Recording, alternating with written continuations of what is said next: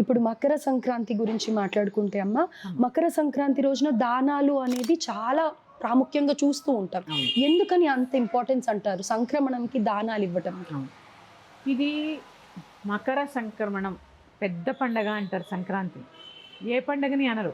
అవును. ఎందుకంటే 3 రోజుల పండగ, అది కూడా పెద్ద పండగ. భోగి రోజు కొత్త పంటతో క్షీరాన్నం చేస్తారు. రెండవ రోజు సంక్రమణం. ఆ రోజు ఉత్తరాయణ పుణ్యకాలం మొదలవుతుంది. ఆ రోజంతా పుణ్యకాలం ఉంటుంది. ఈ సమయం నుంచి పొద్దున్న 7:30, 8 నుంచి సాయంత్రం వరకు కూడా పుణ్యకాలం ఉంటుంది. ఈ పుణ్యకాలంలో చేసేటటువంటి పనులు మనకి ఆయుష్ని, ఆరోగ్యాన్ని, ఐశ్వర్యాన్ని కలగజేస్తాయి. ముఖ్యంగా మన హిందూ ధర్మంలో చాలా ప్రాముఖ్యతని సంతరించుకున్నటువంటిది స్నానం. జీవనదులలో ఈ సంక్రమణంలో స్నానం చేస్తే చాలా ఫలితం ఉంటుంది. స్నానం తర్వాత ఈ సంక్రాంతి రోజు పెద్దలకి బియ్యం ఇస్తూ ఉంటారు. ఇలాంటివి చేయడం వల్ల కూడా పితృదోషాలు తొలగిపోతాయి.